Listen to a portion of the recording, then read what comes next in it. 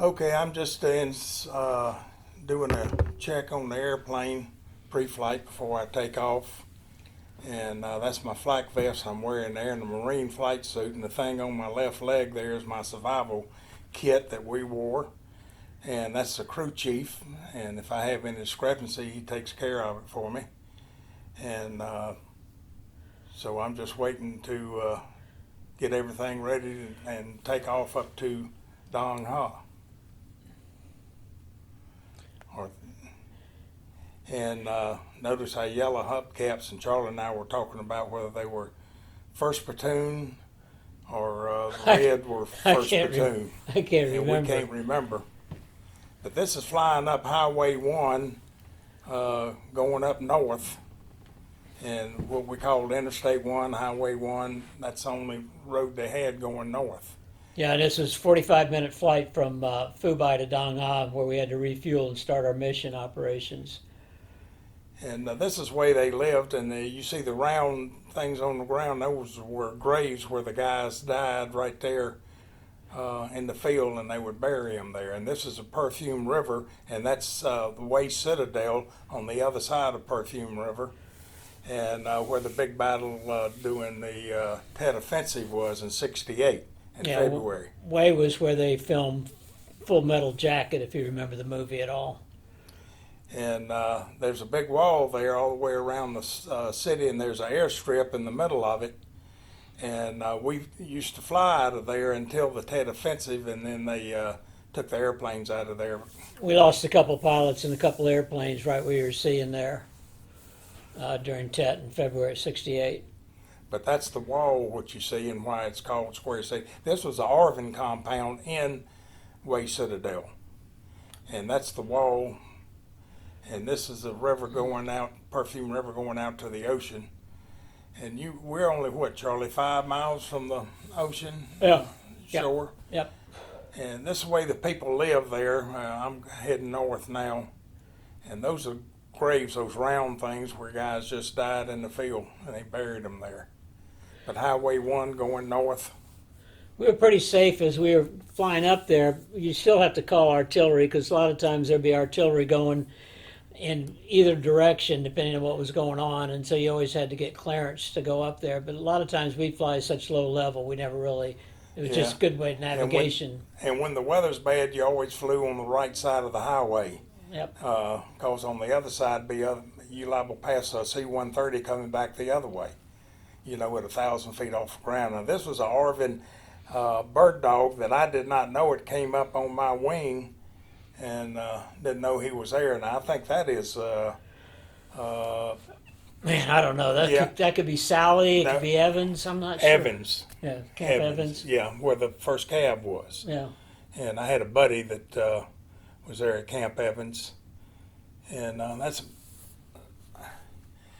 me. I mean, that's not me, but I'm giving a check ride right here. I was company IP, and so I was giving a check ride to the guys.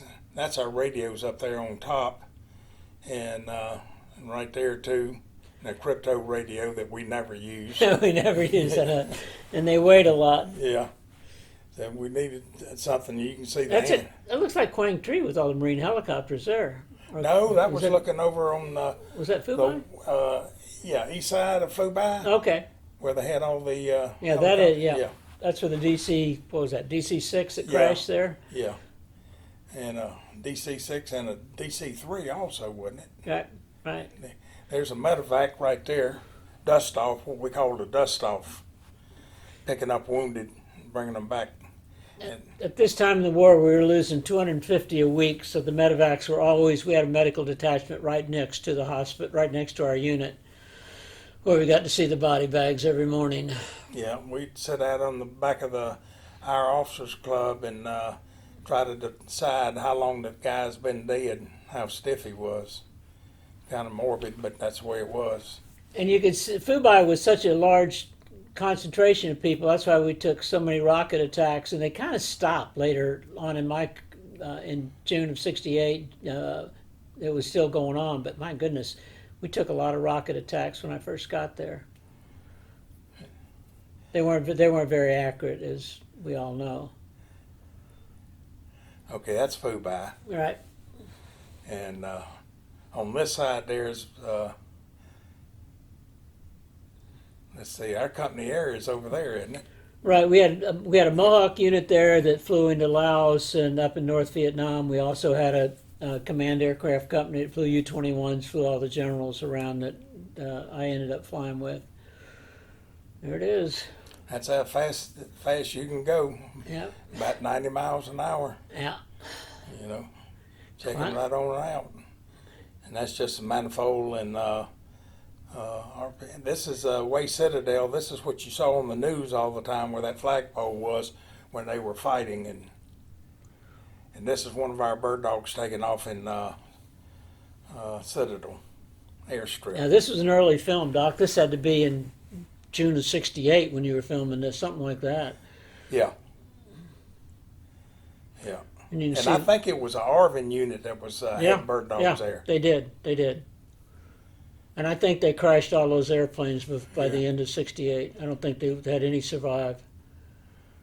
They ground looped them, and they rarely got shot down. They just crashed them, just like the Marinos C models up at Quang Tri. And see, that's Fubai, I guess, isn't it? The weather was good for most 6 months out of the year. We had very, very good. Then you had the monsoons where it really interrupted the combat support mission of the bird dogs. Couldn't get up there, and ceilings. You remember these guys coming in there at Fubai? Yeah, these are electronic warfare airplanes. All right, this right here is a Was our commander, Jim Wisby? that's Wisby, but Pepe and Kovac were derosing, leaving the country, and this was their last flyby. So we all get out there and have a party and have liquor and Bottles of champagne for their last flight. Yeah. And there'd be two of them coming in. I think lead was Pepe, I think. Yeah, we had smoke grenades on the side of the airplanes that we'd pull. The smoke usually lasted for their whole flight. But that was for the jets, so the jets could see us when we were marking targets. If they couldn't see us, we'd pop smoke on the side of the aircraft. Then the jets could see us, and then we could put them up in their racetrack and mark the target for them. We got so good at dropping those smoke grenades, you could smoke, and the smoke grenade would last about 4 minutes, where the jets could see them. It was a lot longer than people thought. Yeah, and like Charlie said, we can drop them so much you could just about put them in their back pocket. You sure could. It's amazing, because you always fly at the same airspeed, and you kind of know, and the wind would affect it a little bit. So you always let it go before you get to the target. Yeah, sometimes I'd take 6 or 8 smoke grenades with me on every mission besides the 4 rockets to mark targets. And those rockets have white phosphorus, what you will hear us refer to as Willie Pete's. And they were 2.75 and they were electrically fired, and they would shoot out the tube, and then they had 4 fins on them to help guide them, if you want to say guide them. They're pretty accurate, depend on If you how got high- close, they yeah. were pretty accurate, yeah. Charlie always liked to get down low and get bugs on his windshield. Yeah. That's Pepe. Pepe was our tallest guy in the unit, 6'6", and from Indiana, basketball player. Great guy. Yeah, super guy. Good warrior. You can see the smoke grenades on the right side of the airplane there. We replaced them. That's just for... We didn't use them all the time when we flew missions, but we kept them inside and put them on our doors. Now this is Kovac right there with Bottle and Pepe, and Kovac's is on his left. He had a tryout with the New York Giants, and was a great pilot. He was company IP, and just a super guy. We called him the Bear. He did prison ministries in Florida when we went to go see him. Major Meehan. Major Meehan, Don Pepe. Before he shaved his head. And he's wearing artillery. He's wearing brass on his uniform. Only, yeah.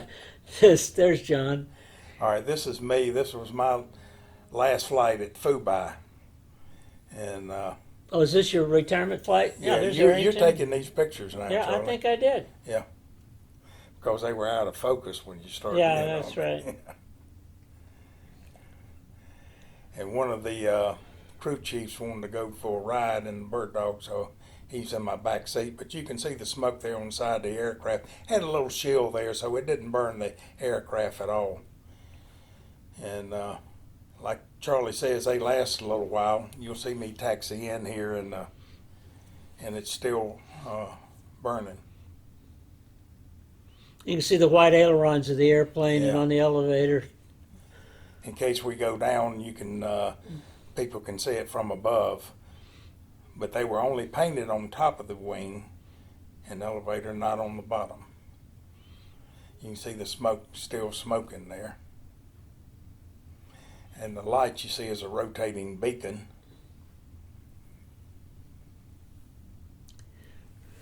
The airplane, one of the most reliable airplanes in Vietnam. We lost a lot of airplanes, but it wasn't because of the engines going bad or anything like that. It's just being shot down. The bird dogs, we lost something like 460 bird dogs Yeah. in Vietnam. And that's me, Doc Clement, drinking champagne in the airplane. Major Meehan, He's super in- guy. Boston College Hall of Fame. Yeah, Bud Bruton. yeah. Those are our flight suits we got from the Philippines to wear the blue flight suits. Yeah, I had sent mine home to my dad, and he was in Seattle at the on the 727 school, and somebody saw him that was a Catkiller. Glenn Strange, Bobby Arrington, Bob Jones. There's our company. Catkiller, Eyes of Icor. Yep. That's just, you just walk past my room. Yeah, and we're going past the Super Hooch.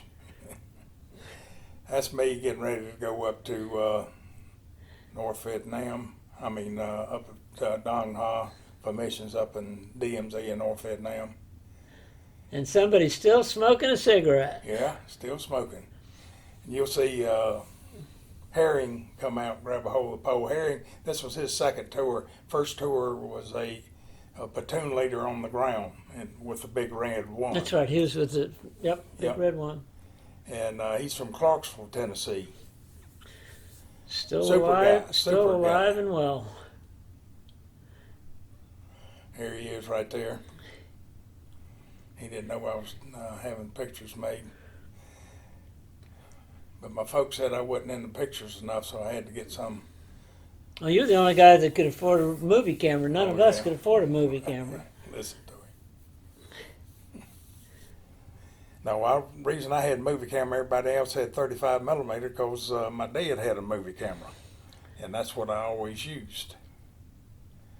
Wonderful airplane that we used a lot at sea air rescues and could stay on station forever and carry just a bunch of Ordnance. ordnance. It SPAD call signs. Yeah, SPAD.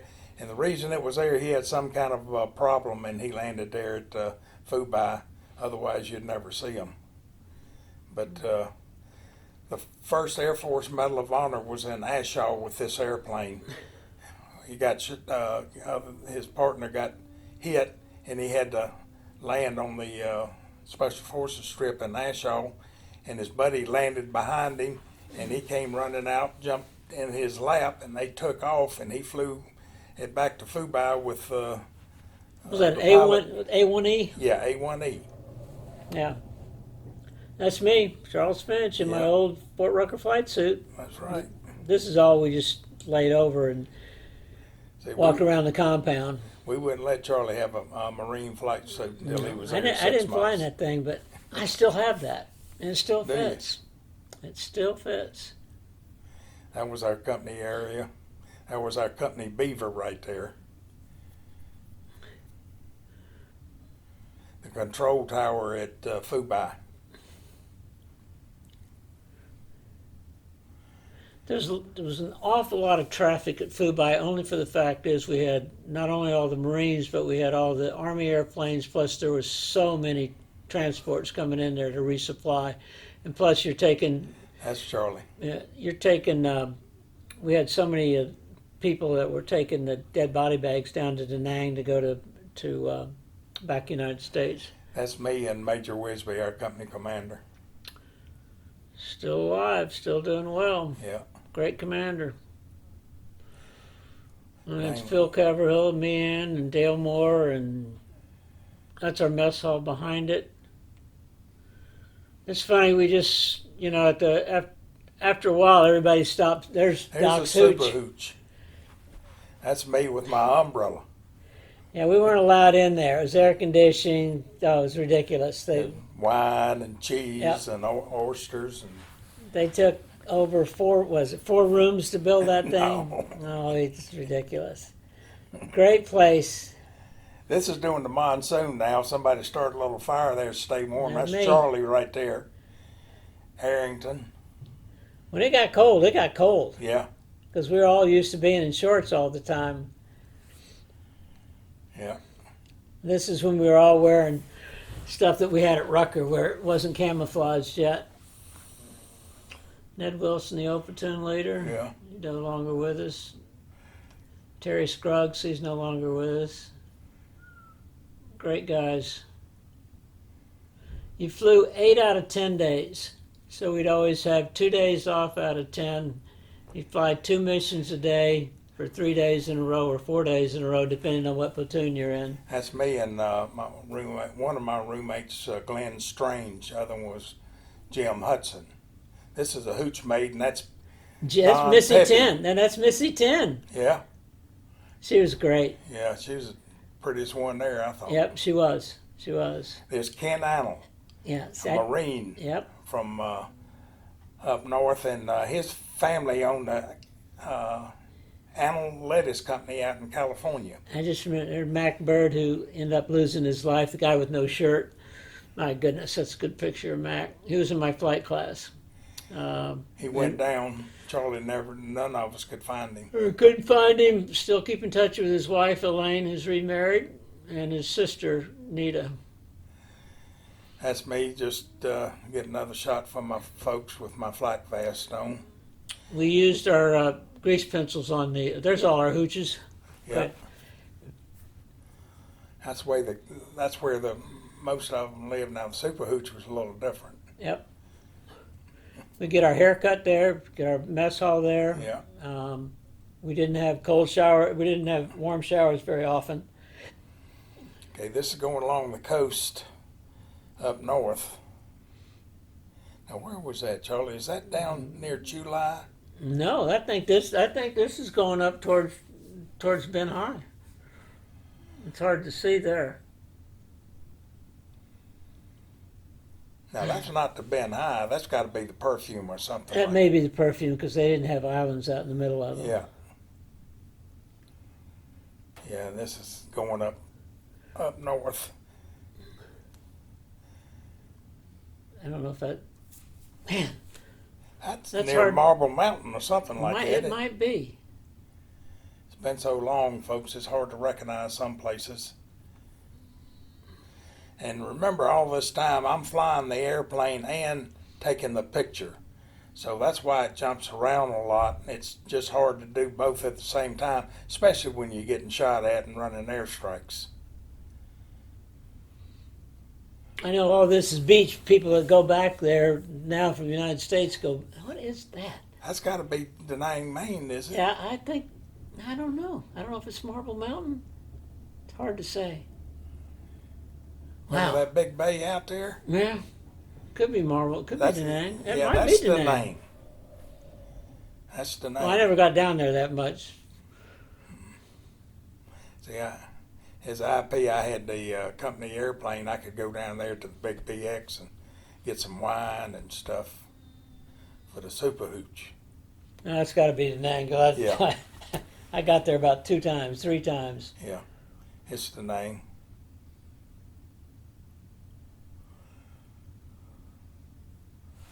That's a little action going on. Okay, now that's over by Marble Mountain. yeah. Okay, this was on from Marble Mountain driving into Da Nang, Maine, and I happened to, have my camera with me and a driver so I could take these pictures, and it's just basically the way they lived over there. And as we cross the bridge, you'll notice a couple of guys with rifles sitting there, so if they see anything floating down the river, they shoot at it because they don't know if it's a floating bomb or what. So if they can't recognize what it is, they shoot it. But that was the main bridge going over to Da Nang, Maine from Marble. Doc got more time to visit these places than I did. I'll leave it at that. So I went there that one night that I flew the drummer and his girlfriend back to Da Nang in the middle of the night. I remember doing that, and that was about it.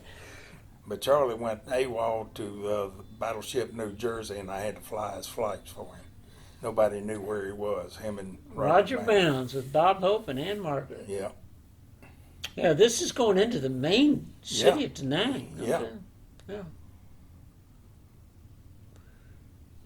Red Beach, I think that's what that was. That's where a Stahlback was stationed or something. Yeah.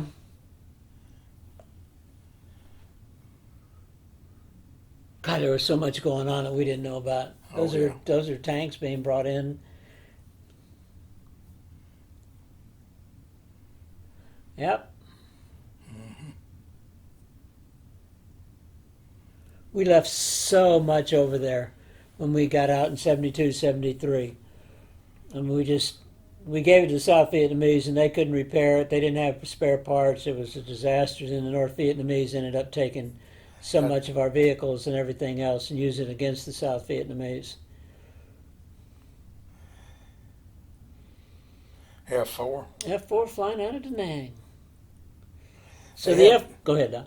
They had the Air Force F4 gunfighters flying out of Da Nang, Maine. 365th Tactical Fighter Wing was there. Their call sign for a scramble was gunfighters. They also had Marine F4s there called Ringnecks, and they got there in 68. Those are the A6s there? Yeah. Yep. F4 taking off. Down at Chulai, the Marines had a base, and they were the Love Bugs. Yeah, the F4s were the Love Bugs, and the Marine A4s down at Chulai were the Hellborns. Great platform for us. Yes. If we had a flight of two A4s, they could put every weapon they had on their wing right where you wanted it. The Bird Dog, the 19 that Charlie and I flew, could bring in more ordnance than any other aircraft in South Vietnam. In other words, we had naval gun, we had artillery, TAC air, so we could bring it all in. And we could bring in the gunships too, helicopters. Yeah, the Marines there's Andy Anderson and Tank Meehan. Yeah. He always carried red stuff with him. Yeah.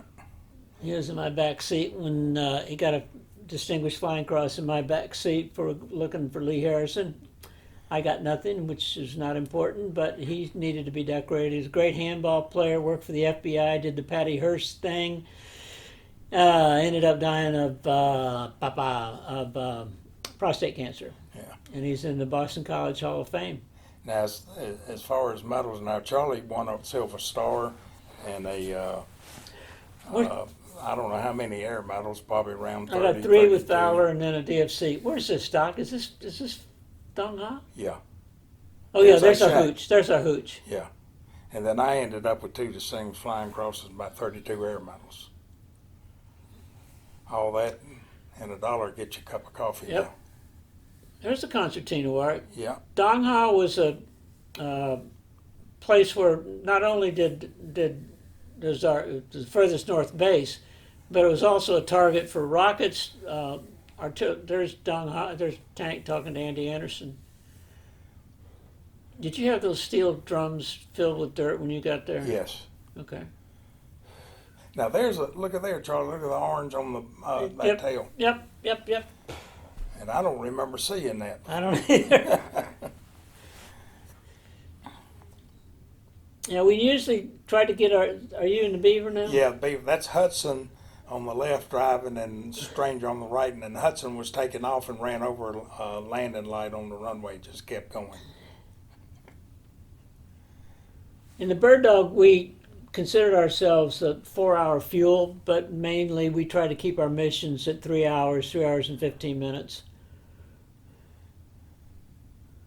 People forget that if you're operating in making a lot of turns and stuff like that, flaps down to decrease this, you burn more fuel. And some people got in a little bit of trouble for not, because we didn't have very good fuel gauges. This has got to be July here. Yeah, I think so. Charlie and I went down a couple of times to July to the Marines base, and they wouldn't let us buy a drink. If you were a fact, the jet jocks always bought you a drink because we determined what their BDA was every time, battle assessment damage. We were out drinking all night. Next thing you know, they both had a scramble the next morning Yeah. at 6 a.m. They were just blasted. Yeah. Threw up before they got in the airplane.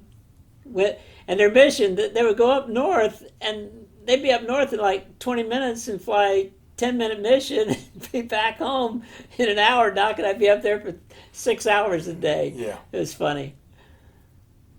And you could almost recognize their voices after a while. Mm-hmm. But everybody knew the Catkillers up there. Yep. Everybody kind of knew your call sign. If you're a Catkiller 19, I kept mine the whole time. Some people went to be a commander and used 16 or 46. Yeah. Whereas I used like the same one. I did too. I had Catkiller 18. Yep. There's Harrison. Yep. He got shot down at Fingers Lake. The one Charlie that's- found him up The there. one that has his hands crossed. Yep. Yeah. That's Pepe on the right, Grayson at the door, and Stranger. Yep. Yep. Lee Harrison's parents are in Conyers, Georgia. Horrible, horrible thing that happened to him. He was one of the best fighters, best pilots, great card player, completely. Okay, this was Thursday because they were changing our sheets. You remember every Yep. Thursday they changed our sheets. Yep. The hooch made steel. Yep. And this is where we lived in the hooches. Right there, and then That's the officers club there, isn't it? no, that's the super hooch. Oh, that's right. That's right. And that's before I fixed it up. And we built a bunker there. Yeah. And we'd take incoming, and we didn't want to leave the money and the cards on the table. It was just ridiculous. There's our No, old Charlie bunker. didn't want to leave the money in the car. There's our old bunker Yeah. that we had to get into with rats. It was awful. We felt safer in the officers club than we did going into that bunker. There's where the super hooch I built. There's our officers club. Yeah. Yep. And we had a basketball court or a volleyball court outside and a pizza place. One A lady. flushing toilet. That was a flushing toilet, Charlie. Yep, right there. We had one. And this is before they built this is early. This is before Yeah. they built the basketball court That's there. right. Out of that PSP, and remember Right. they took it back because they said it was worth $50,000 or something. Yep. That's where we got suntans. Yeah. We'd sit there in the back, and that's old Sharky. He was a S4. Supply officer. There was so much trading going on, and we were so far north that we didn't, usually anything coming up north was stuck in Da Nang. The stuff that got to Fubai, we were the last people to get the good air conditioners, this and that. There's our card table. We spent a lot of time Spent right a lot there. of time, won $13,000 there. We were either playing poker or flying, one of the two. That's right. The enlisted people were away from us, but they would come down and hang out with us. Here's an O2. Air Force O2 push pulls 337. We lost one of those on short final at Fubai, turned it upside down, killed himself. Here's the, what's her name, Missy, the head of the, Yeah, I forget her name.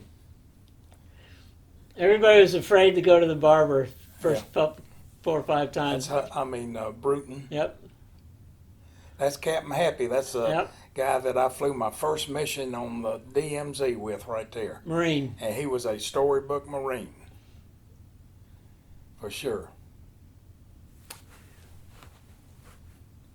Oh, man. I'm going up no. Yeah, we were probably leaving July, Charlie. Yeah. Man, it's been a long time since I've seen that. Yeah. That may have been when we went down to Chulai. Yeah, I think it was. Okay, this is everybody sitting around with our new basketball court. Yeah. I mean, Volleyball. We court. put basketball up there too. Gene Frey. Yeah, that's Gene and Keltner. Yep, Tony Keltner. He's Yep. dead. And that's the bathroom that's on the other side of the volleyball. Yeah. Gene with being left-handed. Yeah, Worked for the FBI, undercover FBI. down in Fort Lauderdale. Yep. Dale Moore, Dale Moore. who hadn't talked to us since Vietnam. Yeah. Now that guy Felton, he was flying a Beaver back in the States with a prisoner on board, and the prisoner had to wear a parachute, and the prisoner jumped out of the airplane. That's a true story. Yeah, I was there 2 days, and I turned my ankle and couldn't fly for 5 days. I Yeah, took more grief. we all thought he was gold bricking. Yep, Jerry Bonning. Yeah. We actually at night posted guards and everything. We never felt anybody would ever get inside the wire because there was so much activity. But we did. We had a couple people, I think in December of '68, come There's inside there. Mohawks. There's the Mohawks 131st Aviation Company called the Spuds, just on the other side of the field from where we were. Right beside us, weren't they? Yeah. Yeah, There's they an were. old shell station out front, but it didn't operate. Now, why that flag was half-mast, I have no Those are idea. the Marine Chinooks over there, Yeah. Army Chinooks, and my gosh, I'd forgotten all this. Wow. Yeah, these, the Yeah, that's where Sharkey was. yeah. You And could that's get a where- ride. You could get a ride on a helicopter anywhere you wanted to go in Vietnam. It's amazing. But everywhere you went, you got all this sand blasted on you if you were around those helicopters. You could walk out of that company room and get on a 130 and go anywhere in Southeast That's Asia. right. Nobody said anything. You didn't have to have travel orders to show an ID card. You're in a uniform. It's crazy. It's amazing how much we did. We were totally unsupervised. Totally. Mm-hmm. Somebody give you an airplane in the back seat, an M16, a bunch of rockets. It's like, go find the enemy and kill them. It's like, and you would come back and say, how'd you do? We were fine. Let's go play cards. There was, the intel we got were, at the card tables. That's where we actually brief each other. We didn't even think about it too much. We were running airstrikes so much every day and fighting. We'd come back. Everybody was doing it. And you'd have a hole in your airplane, and somebody say you're going to get it fixed. Well, you're going to probably have another one tomorrow. Why do you need to? That's Kovac. Some of the finest people I've ever served with in my life. And First Sergeant Bennett. See the eyes eye core at the bottom there. A lot of people would come into our club to play cards with us from all over. And loved playing our card game. Brutal cards.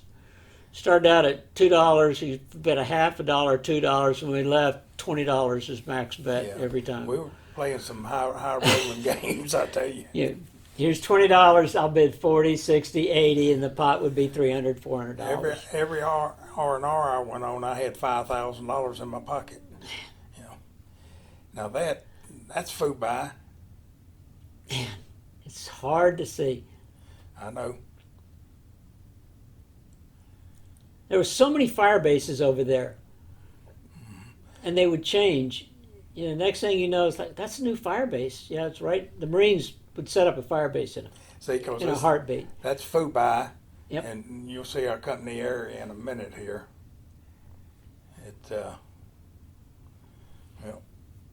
There's a helicopter outrunning me and my bird dog. Yeah, that was easily done. Yeah.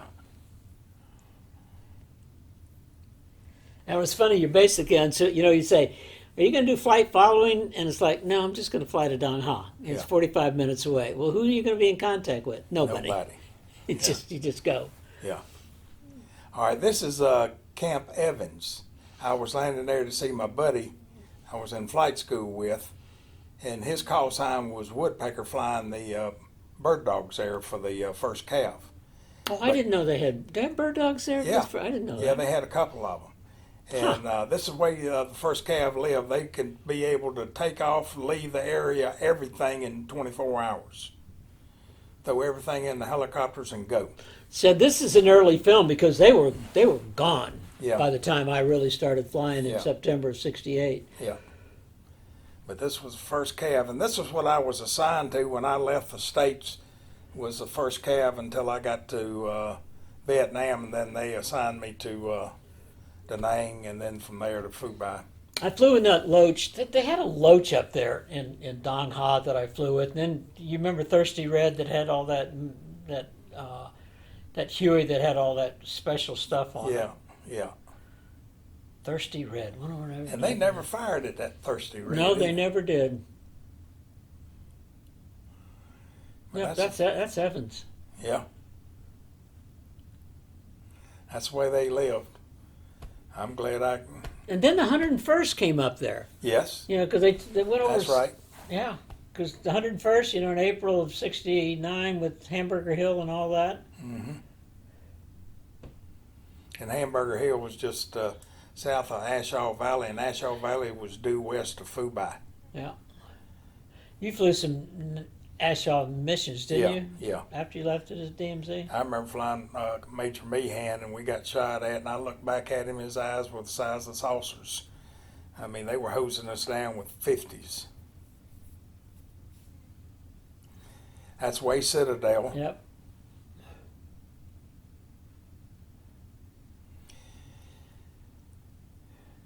And this was in probably, June of '68. Yep, Probably it had somewhere to in be. there. And that's where you saw on TV all the time the battle when they were fighting out of there. And I remember going into Way Citadel. We went there for a wedding.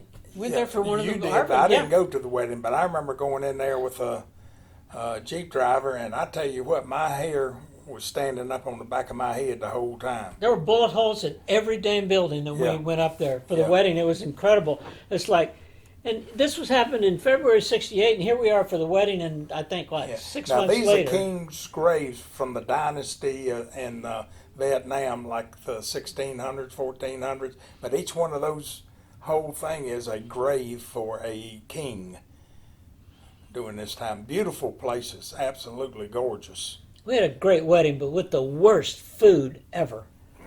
Oh. Okay, this was the NVA headquarters. Remember, Charlie? Yep. Doing Tet Offensive. Yeah. Now, that's a king's grave right there. That's another king's grave. I mean, they really went out on these grave sites for these dynasty kings that they had. Well, the NVA, they were remarkable. They infiltrated the city, and they waited on a certain time to start Tet. But that's a grave, one grave right there. Is that one grave? Yes. I always wanted to go, but I didn't like being in Way. I just did. I felt uncomfortable. Okay, there's where the NVA headquarters were doing Tet, right there. We tried to give them a little air condition. And this is still around Way. I think Ray Carl had in his book about the people that were killed in Way, bird dog guys. Yeah. Well, he was there during that time.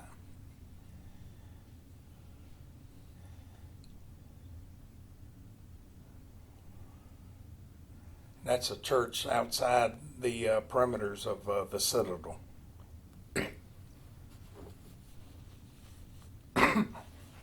It's funny, you fly over there at night and there's no electricity. There's no lights. Yeah. It's bizarre. Because you would fly, we never flew at night. Is that New That's Jersey? Battleship New Jersey right Yeah. there. That's the one Charlie went AWOL on. We couldn't find him. I had to fly his missions. It was fun to fire it though, wasn't it? Yeah. 16-inch guns? What was the 2,700-pound HE rounds. And this was just a chopper carrier there. But here's in New Jersey, it's getting ready to fire the metal gun. Middle gun. The metal gun on that turret right there, in the front turret. Our captain was Ed Snyder, and I kept in touch with him, and then we had one of our Vietnam reunions on the USS New Jersey up in Philadelphia. And that's when they filmed me and Charlie for 2 hours for their archives. Remember that? Yep. And this is, they get ready to fire a one round. You know, Bull Halsey during the Pacific used this as his main. They had a cabin, Bull Halsey, up there. Ann Margaret and Roger Smith stayed in it, and Roger Bounds and I were right next door. There you go. 2,700-pound round going out 20 miles. It's so noisy when that thing fires. It just shakes the whole boat. Ship. That's a D model bird dog. It's got a variable pitch prop. I don't remember the yellow hubcaps. I don't either. I always thought they were red, you know. Oh my goodness. We used our windscreen with the grease pencil to write all the flights and artillery we were running. We couldn't do without our grease pencil. Grease pencil was almost as important as an M16. Yeah. By the time the 3-hour mission finished, are we at? That may be Sally. Or is that Dong Ha? I think it's Dong Ha. It may be. God, we only landed there a whole year. You figure it out. Now, this is Fubai here because that's our company area. Yep.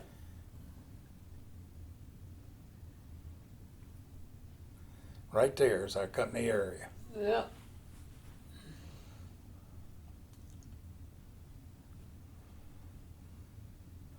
But everybody lived around the airfield. That's the way it was, and had a perimeter around it, and you lived inside of it. This is where I was covering a recon team that needed to be extracted out of the bush there. That's a Marine 46, I think. Yes, yeah. Yeah, and this is just west of Contien in the foothills. And that guy was pretty good driving on that thing because he never sat down. He just had the hilltop to put his back wheels on so they could run on there and on the chopper and get out of there. And then this was some smoke there. There's a rock pile going out towards Quezon. Yep. And Charlie, I tried to figure out where this was somewhere out west of Quezon, I think. Oh, wow. Yeah, I know it. It's one of those. I'm thinking it's one of those hilltops over there that was covering, Quezon. Yeah. Now this is North Vietnam, and all the red you see is bomb craters, and also the round holes of bomb craters. So you're going to see a lot of bomb craters. You're going to see actual work. This is looking up in North Vietnam right now, and I'm running an airstrike, or was it airstrike or artillery, up in North Vietnam. But I think it's artillery right there. Yeah. Yeah. And adjusting the fire was pretty simple. I mean, you just, 6 o'clock there. They shined their boots every day whether we needed them or not. It's crazy.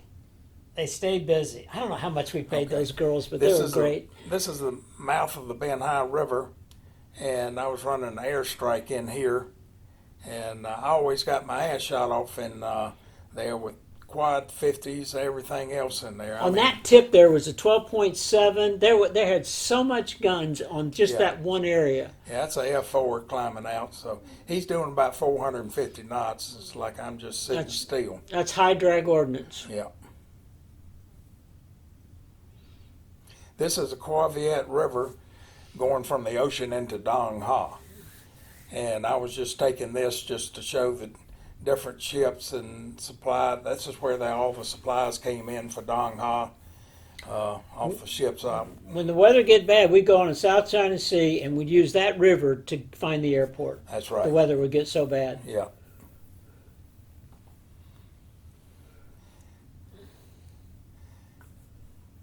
This is part of the village of Dong Ha. There's so much fighting going on before I got there, right around this area. Yeah.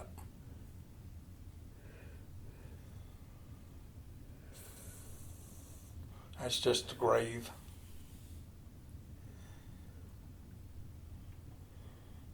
This is the way they live, though. But that's bringing in supplies into Dong Ha from the ships. Yep, they got a Jeep on that one. Yeah. And a sand pan. How about that? I blew one up in North Vietnam. I felt bad about it. They would not keep coming south, and I just put one rocket, put right in the middle of it, and they swam to shore. But my goodness, they would not pay attention to us. This was all burnt out area along the coast that we had. That's going up towards Alpha 2 or 3 in Jialin, isn't it? Is Yeah. that coming up there? Yeah, sure is. But that's still the Quaviat here. Yep. See the ships out there. And this was a helicopter ship bringing patients in. That was like a hospital ship. They would take them to somewhere like Da Nang and then ship them to Japan or wherever. And those stayed up there because there was a lot of action up here. Now this is go ahead and tell them about that, Charlie. Is this a destroyer firing? Yeah, that's a destroyer. 5-inch guns. Right, they're pretty accurate. I think they had 5-inch and 8-inch. And the thing about it is, you wouldn't know that they were up there until somebody said, "Hey, by the way, we have naval gunfire that you can use." It's like, okay, here's another toy, and they want you to use them. Yeah.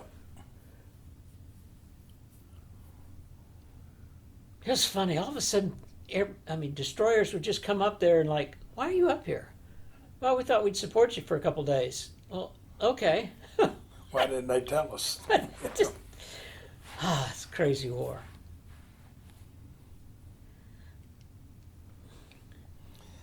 Marine C, 34? or C-54. North Vietnam is a dark area up there, and this is looking up towards North Vietnam. This is Dong Ha. All the high mountains to the west is where we did not like flying up there because That's the where Marine. Quezon. Yep. Okay, this is where I had a recon team call me south of Dong Ha, just north of Quang Tri, that they had a dog with them, and he alerted and said something's up ahead. So I got some helicopter ships, gunships, and brought them down, and they were firing into the area to see if we could find anything. But eventually there's a helicopter coming down. He's firing the white phosphorus. But we never found anything, and they went on about their business. But in a minute, you're going to see them on the ground with the dog in the lead. I'd never seen a dog up there. Well, we were mainly up north of Dong Ha. This is south of Dong Ha. And they called me from up north, to come down here. We were on call like a pizza guy. Yep. Don't you have a picture of the dog at one time? Yeah, it's going to show up here in a minute. And they're still, prepping the area. Helicopter gunships would take off, fly a 10-minute mission, and go back. Yeah. And go to the club. There they are right there. There's the dog, and there's the team. And that's the only time I worked with a dog, too. It's funny, you look at that, you never knew when you'd see something like that, whether the bad guys or good guys until you slowed down and looked at them. Yeah. They all looked the same, except our guys were taller. Yeah. And some of them had blonde hair. That's true. And that's me just getting in some film there. Crew chief changing the oil And put your oil cap back on. How many Yeah. airplanes took off and forgot to put the Yeah. oil cap on and ran out of oil? I'm just doing something to be active. Yeah, we had to refuel each side of the wing and let it. That's Grayson there, and there's his survival kit on his left leg there, and he's checking his survival radio. This is up at Dong Ha.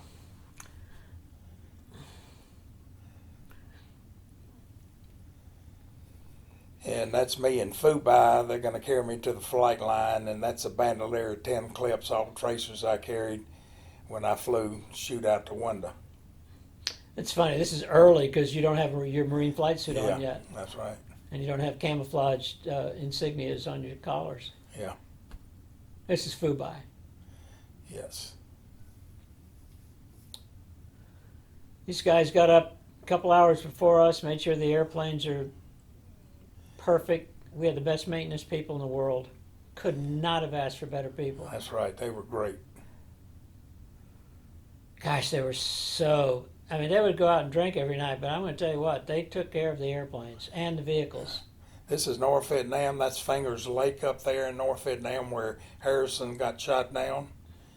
And I think I'm running an airstrike up here. And yeah, that's what I'm doing. When we were running airstrikes with the Marines would have two F-4s, let's say, and one would go in, two would go in, one would go in. That would be about it. The Air Force would give you like 20 different runs. Mm-hmm. The Marines just had a different philosophy about going out of country, up in North Vietnam, running high drag stuff. Very few Navy people came down and fired for us. That's Geraldine right there.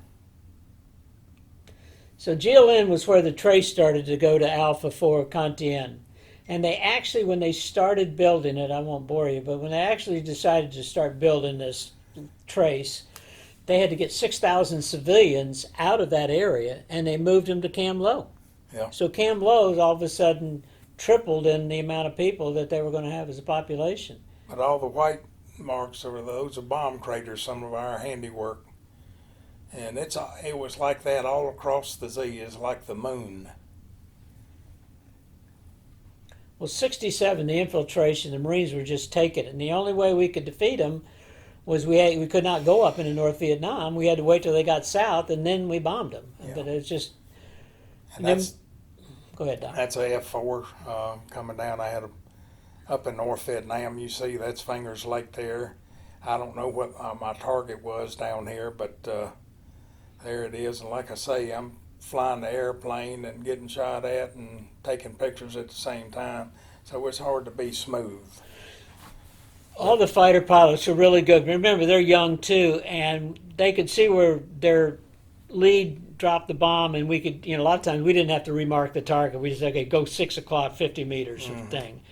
And you have to wait for the smoke to clear before you get Dash 2 to come in for the run, because, you got to see if you got the target. You don't want to waste any bombs.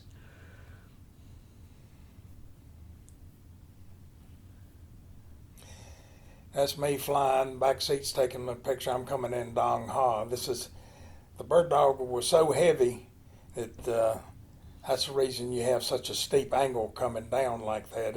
The airplane was overgross before you ever got in the airplane in Vietnam. Like 3,500 pounds? What, I don't even know what. Well, it was 24. It was supposed to be 24, but it was way over that because of parachute. Yeah. And all the stuff that we had, our guns and our ammos in the back seat and the rockets, and all the radios and the antennas, especially the antennas. So I think they put those on so we wouldn't go so fast. Radios always work, Our radios are good. And I tell everybody, they say, how do you evade the fire? And I said, there's only one way to evade the fire when you're in a bird dog. That's get up and run around the cockpit. Good old rock pile. Yep. Couldn't walk up the rock pile. Had to insert everybody by helicopters. And I was wondering, do you remember the body that was laying up there on the rock pile when I first got there? And it was there for about 2 or 3 weeks before they ever got up there and got the body off. He was a Marine. This is where I caught a battalion in Leatherneck Square, just 2 or 3 miles north of Dong Ha. And this was the next day when we had the tanks come in there, but we were shooting them like ducks on a pond, just piling the bodies up. It was wild. I mean, they were shooting at us, we were shooting at them, and it was just like the old West. The NVA were good. They just sacrificed too many of their lives just trying to fight these Americans that were so good. But boy, they weren't shy about attacking us. They were good soldiers. Good soldiers. And we had surrounded them there at Leatherneck, then found out, they'd see blood trails and they'd lead to nowhere till they figured out they were going underground. Yep. They had a whole city underground there in Leatherneck Square. We didn't even know it.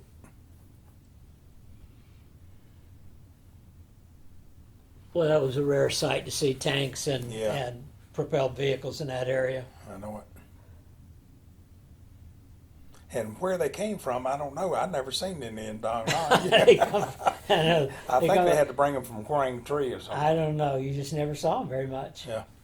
That's Cantien right there. I think so. Yeah, it just looks white. The Cantien always looked red. The Hill of Angels. 166 elevations. When we went out there to get decorated, we took incoming with mortars. Scared me. That was the most I'd ever been scared in 19 months in Vietnam, was taking mortar fire at Cantien just to get an award. General Stilwell sitting up there on the top of the bunker saying, "I think it's coming from over there." And we'd say, "We don't care, General. We want to get back in your helicopter and go back to Dong Ha." You can see all the bomb craters. That's the Ben Hai River, separates North and South Vietnam. So that is part of the DMZ, if you will. Part of the North Vietnam is just like another, I don't know, half mile north of the river and half mile south. They call it the DMZ, but it was crazy. They had a rule that you couldn't fight into the DMZ, and after we started having the North Vietnamese come across and just kill our Marines, they said, we're going into the DMZ and fight. We had so many restrictions. We couldn't go into North Vietnam with troops on the ground.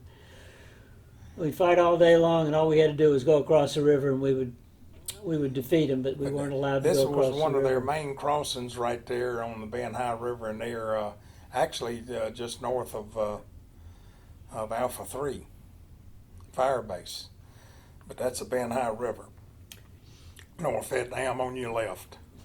After the bombing halt of November 1st, 68, you could see all the North Vietnamese coming down with their trucks and vehicles and this and that and this and that, and all of a sudden we started getting more incoming, we started getting mortar fire, and finally I went up there and blew up a truck, and all of a sudden we realized that not only did I explode the truck, but we realized that this was the dumbest thing we ever did, was do the bombing halt, because they just kept coming south, getting all their fortifications, getting all their troops, and they could infiltrate in mass. It was awful what That's we Dong did. Ha, but when Charlie blew that truck up, he had 40 holes in his bird dog. It was mortars and the explosives, so the pins and stuff like that, we thought we were dead. In my back seat, that when we did it, he's still alive, Clyde Trathorn, and but we just got tired of taking incoming, and they were just so brazen about bringing their supplies all the way to the river. The next thing you know, they're invading Leatherneck Square and going south. It's crazy, just crazy. Geraldine, Yeah, Alpha. What do we call that? Alpha 1. Alpha 1. That's where the 175s were put, which is the longest range they had to go up into North Vietnam, because the longest range. I think they can go 25 miles, 20 miles, their range. And that's the one village that the French got overrun in when they were in Vietnam. This is, now, if you notice, the bomb crater's kind of grown over now because of the bombing halt. And it's amazing how fast they'll grow over. But you'll see another section after we started back firing again after the bombing halt, and you start seeing some new craters. We didn't have to fly at night because it was so dark up there, and even though we took incoming at night, they'd say, "Do you want to go up there and see where the incoming is coming from?" It's like, no, because you can't, they don't fire like 40 rounds, they fire like 20.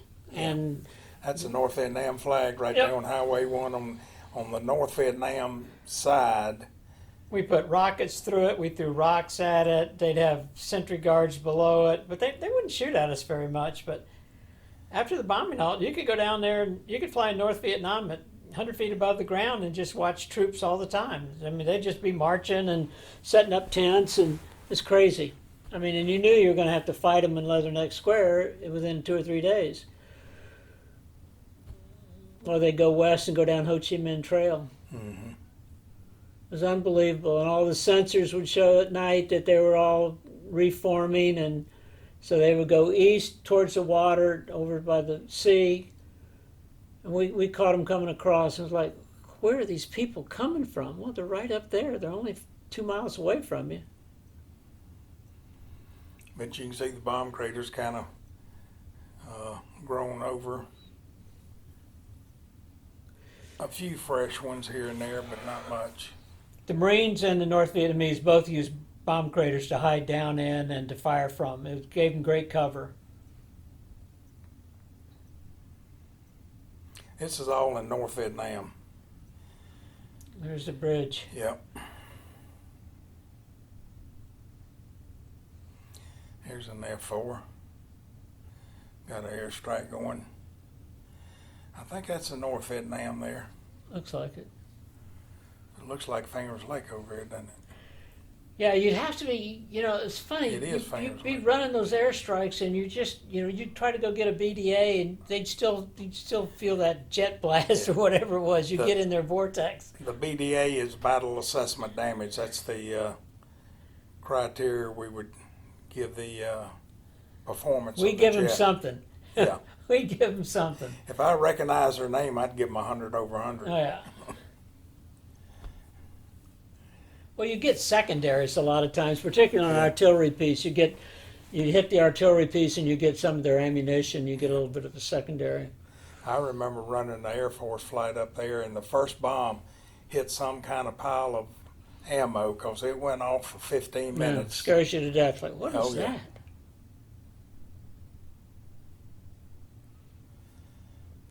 We used to call 750-pound bombs. We call them wobblers. You could actually run an airstrike and all they'd have was a 750, and they'd hit the troops. And bombs you'd think they would kill everybody. They don't kill everybody. They just you lose your hearing and you wobble around. But people think, oh, you must have killed 20. No, it doesn't. A bomb hits and the shrapnel may get 5. People think that it's not that effective. After the mission, you come in and you gas the airplane, and I always ran them over to make sure we had full fuel on there. But you were worn out at this point. You'd been flying for 3.5 hours.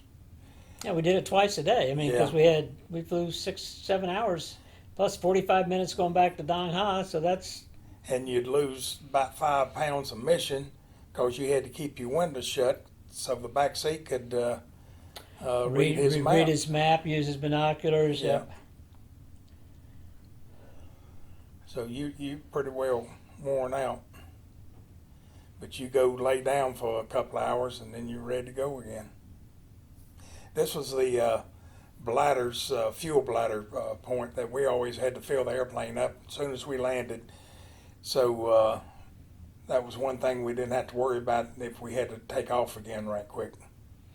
And the year I was there, they blew up the ammo dump twice at Dong Ha. I mean, so everybody said, well, they're not very accurate. Well, guess what? They've blown up the ammo dump at Dong Ha twice in a year. They did a pretty good job. Yeah.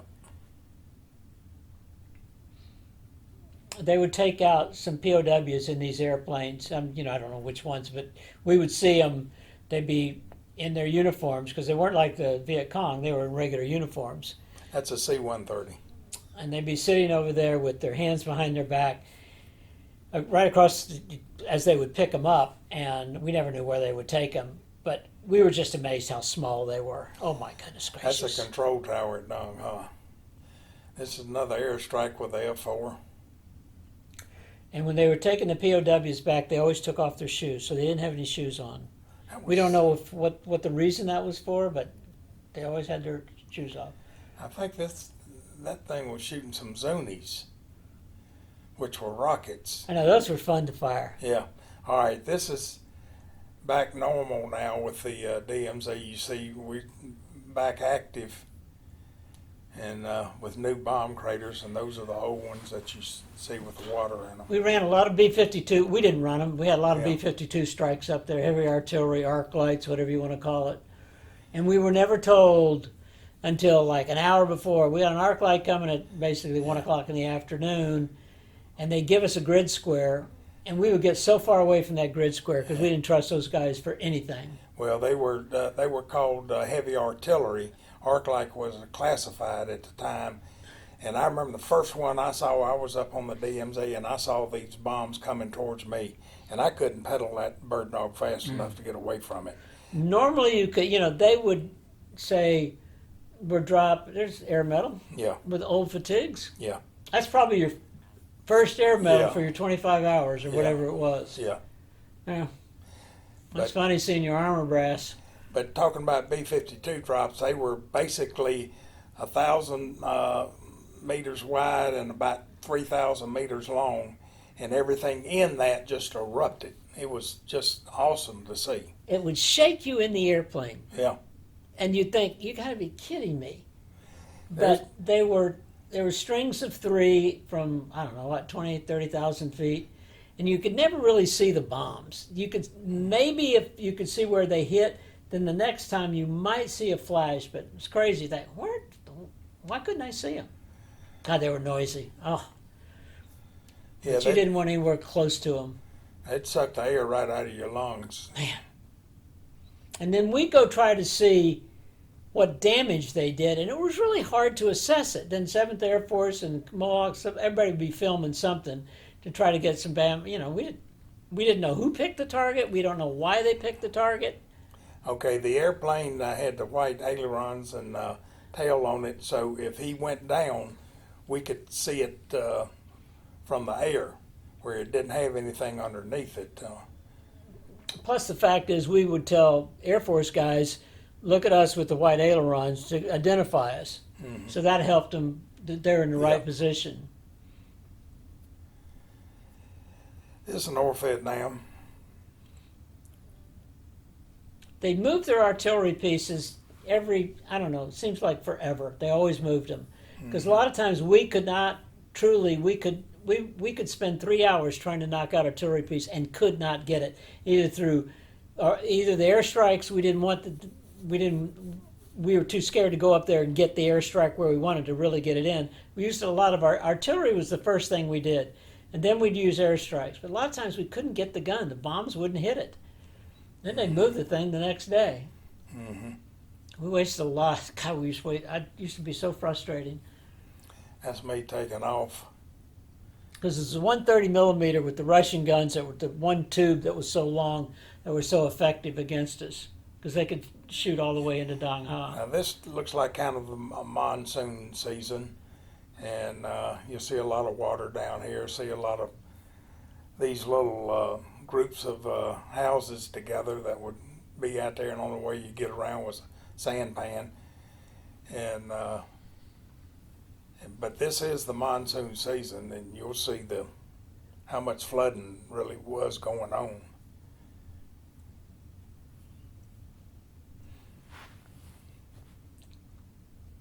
I was trying to get the back seat picture. Nice cigarette, Doc. Yeah, I know. Way Citadel.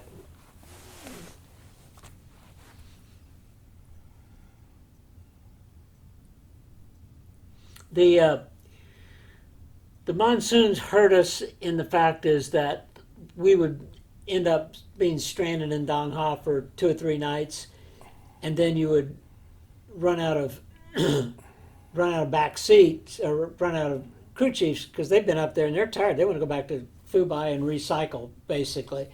It just interrupted the normal flow of things because your schedule would change.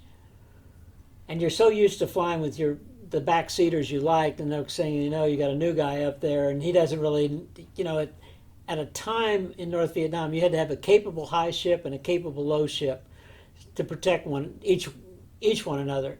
Because you could start taking fire, and you wouldn't see it, but your high ship would see it. Say, hey, over 12 o'clock there's some, and we could, whether it's tracers or anti-aircraft, the anti-aircraft, it was hard to distinguish what kind of gun was. The 37 millimeter would be a light smoke, and then the 57 would be a darker smoke, and the 75 would be. So we never knew whether that was, because some of we knew that it was altitude. When it got to a certain altitude, it was going to explode, and we had no way of knowing. It's like, that's bad. We've got to change our altitude, heading, and attitude. That's Dong Ha. And where some of it would track you. You thought, well, that's radar, and then it was realized that can't be radar because that guy is so bad. And they had a certain amount of shells. They just couldn't shoot at you all day. So you kind of felt safe for the afternoon mission, and then sure enough, another type, 50 cal, or somebody else would shoot at you. I hated to be shot at with 50 cal, those quad 50s. Man, that killed 2 or 3 of our people. They look like a Terry damn, Scruggs, yeah. Oklahoma. Good man. But a quad 50 looks like a beehive coming at you. You think, and you think they're all going to hit you because you actually you duck. Yeah. It's so stupid. You duck. That would look like an AK-47 round. You fly low enough, AK-47 would get you. Oh yeah. But they never, AK-47 wouldn't shoot you down. It's amazing. That airplane would take so many hits.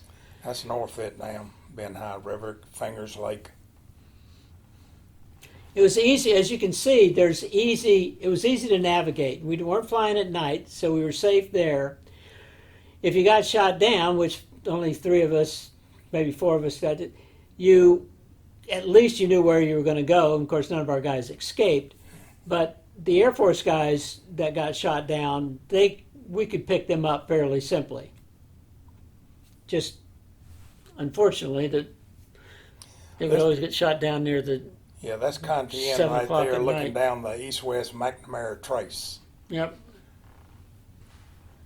The McNamara Trace actually was, without the Joint Chiefs giving him permission, Fingers Lake. McNamara did it by himself. And then they did not stop it until 28 October, when I was in a battle up there. They finally said, we're not doing it. So all the stuff they had about the wires and That's the command Cantien. post it was the dumbest thing in the world. It was just to monitor the infiltration coming Okay, there's southbound. Cantien, there's the east-west McNamara Trace. And right in the middle is Alpha 3 and then Geraldine down at the end. And that, It's Geolin right there. yeah. So they're going to go from Geolin all the way to Cantien, 500 And foot right on the strip. other side of those mountains is Quezon.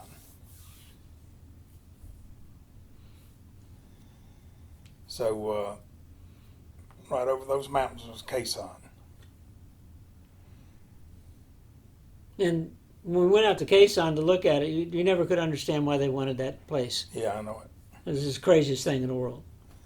We go out there, there's not a thing out there, and you go down there and make a low approaches or a touch and go just because you get bored sometimes. And this is somebody else. See the bird dog right there? Yep. Oh, no, that was the jet, but there was another bird dog running this airstrike. I don't know who it was. But you'll see the bird dog in a minute going about a tenth that fast.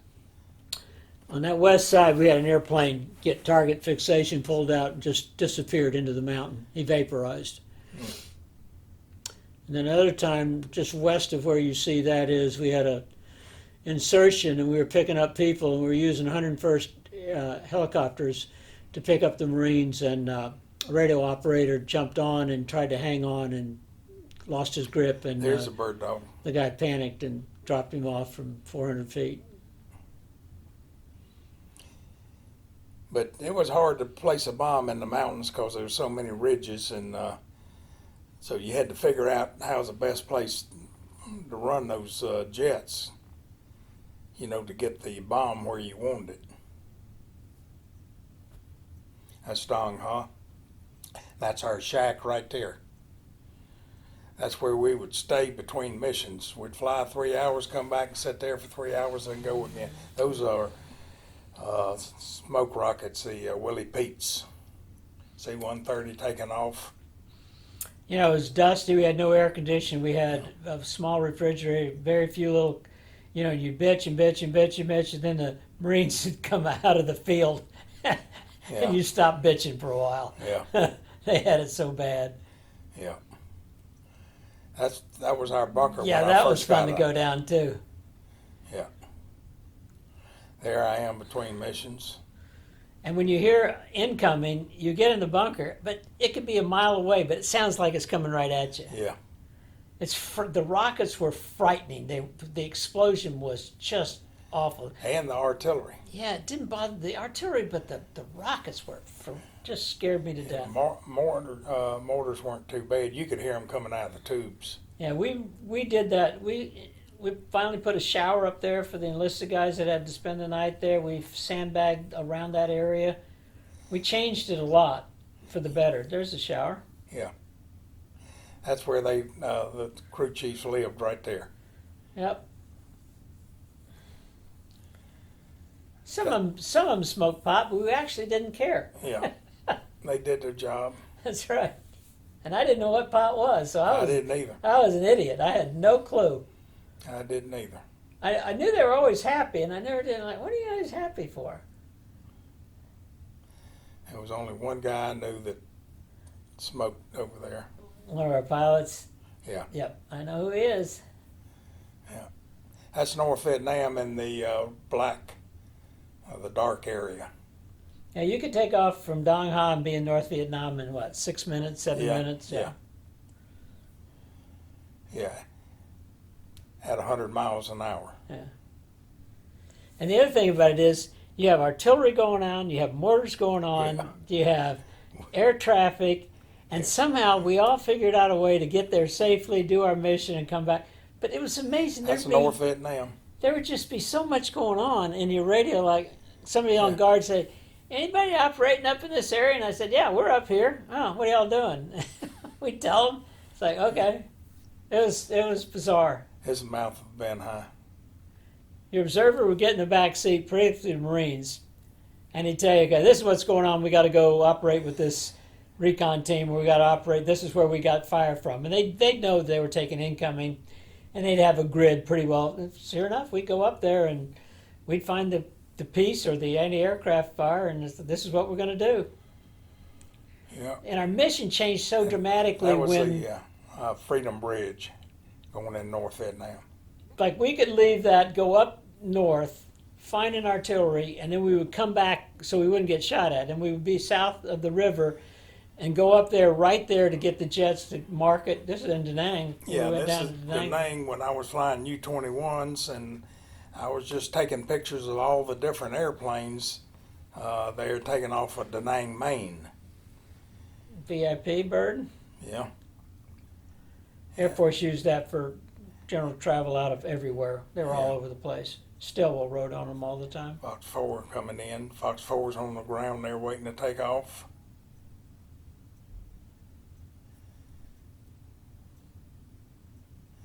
O2. F4 was the prettiest airplane. I thought it was the sexiest airplane Yeah. ever. I did too. Ah, beast.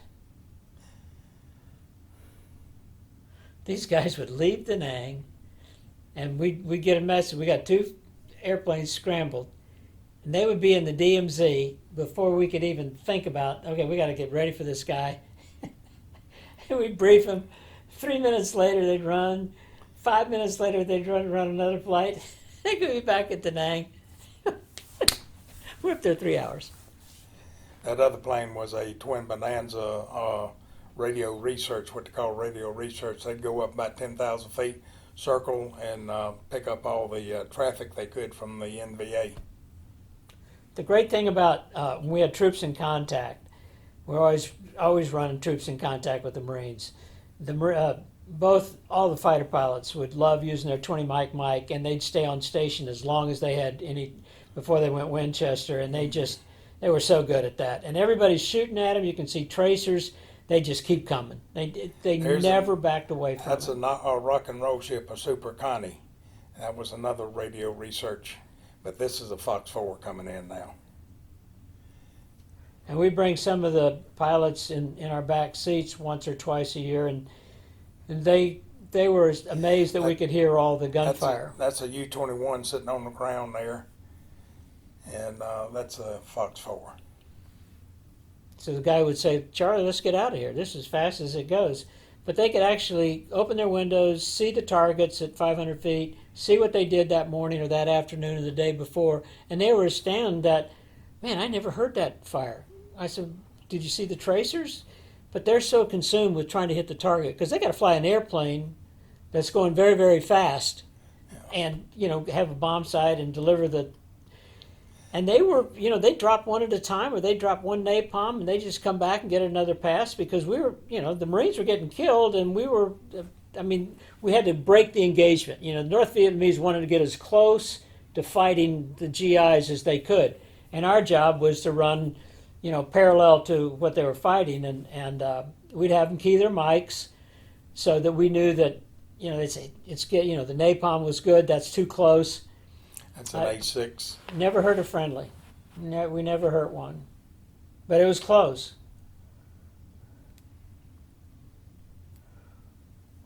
And the good thing, we could, as a team. DC-3, that could be a spooky there. I thought the spookies were camouflage. They may have been. I don't know. C-119. C-119. I flew one of those up in Alaska.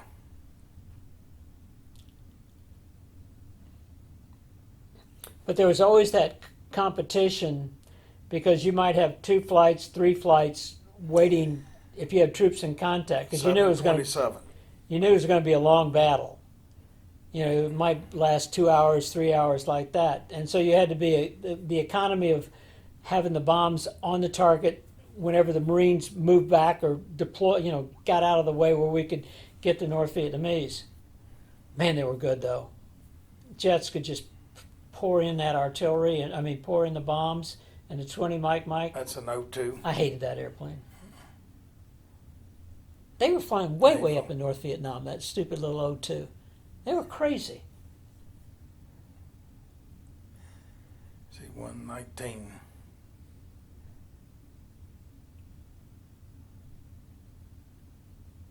Caribou. The Army gave it to the Air Force. Yeah, when I went in flight school, we had them, and I wanted to fly that, and by the time I got out of flight school, the Army gave them to the Air Force. Yeah. That's a smart move. That's an A6 or A7? Yeah, A6. Intruder. Isn't that right? Yeah. A6 Yeah. Intruder? Marine, right? I think it was. Yeah, I think it's Marine Intruder. I didn't like running them because you could only turn them one direction because they had side-by-side seating. Yeah, it was a weird. We ran them a lot. We got some. Now that may be that would be a spooky, wouldn't you think? Yeah. Yeah. See the door on the back. Yeah. C-130. DC 6, and you'll see the fire truck behind it. They're carrying patients, so whenever they do that, the fire truck stays behind them in case something happens on the ground, plane catches on fire, they can put it out. That is a Baron right there, and flown by the CIA. Okay. Beechcraft Baron. T-42. Yeah. Vietnamese were operating those when we were over there. Yeah, those are 3350 engines on there, putting out 3,500 horses with alcohol, and those props were the first props. This is a U-21 that I was flying.